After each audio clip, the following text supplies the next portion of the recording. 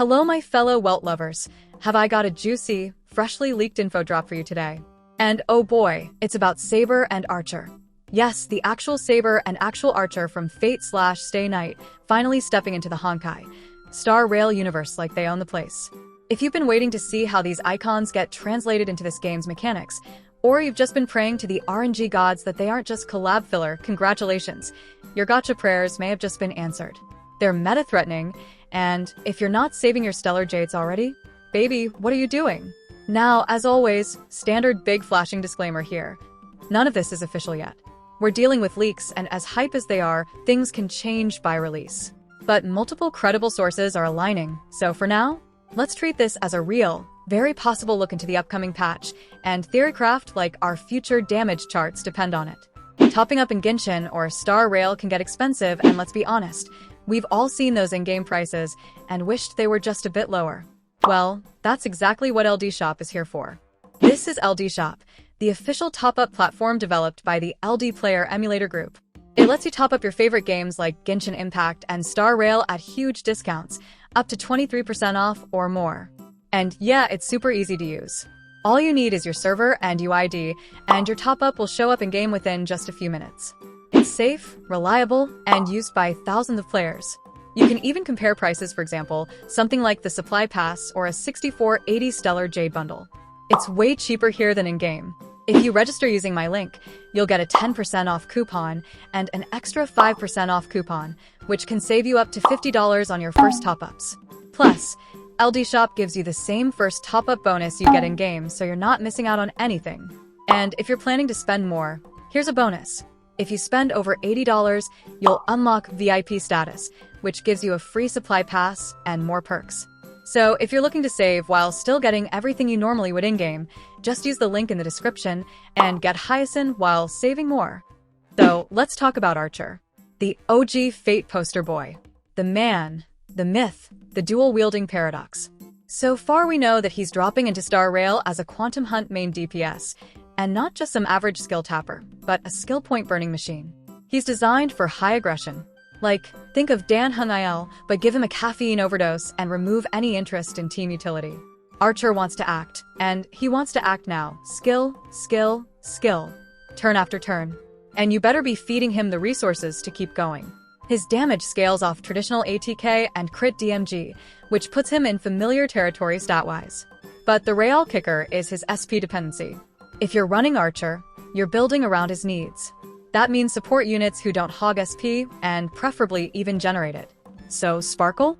Absolute queen in his team. Her SP battery kit lets Archer go ham while boosting his crit stats. Gallagher also keeps popping up in early theory crafting. He's got healing, sustain, and skill point restoration baked into his core kit. That trio already sounds like a dangerous tempo core, letting Archer hammer away non-stop while the rest of the squad fuels his fury.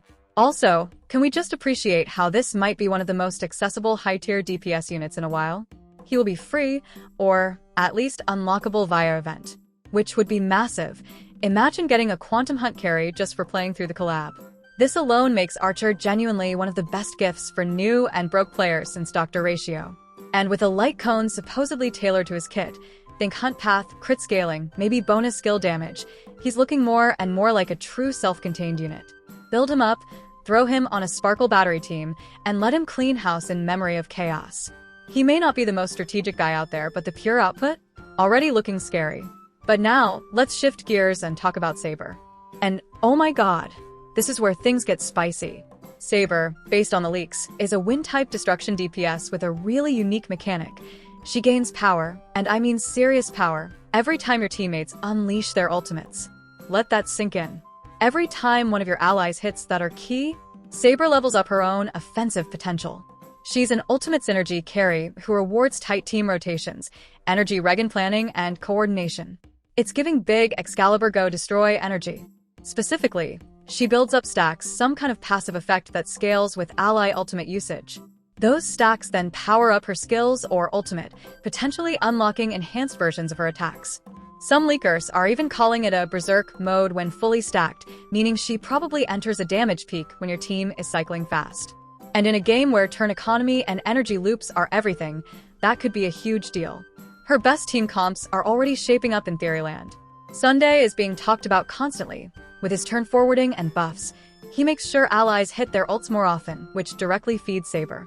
Robin also plays well here thanks to her high burst output and team support, keeping your entire squad rotating.